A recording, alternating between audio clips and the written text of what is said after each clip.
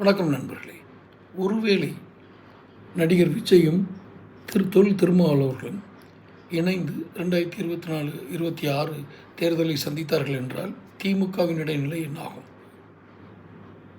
இது நடக்காது என்பதற்கு எந்த விதமான உத்தரவாதம் இல்லை.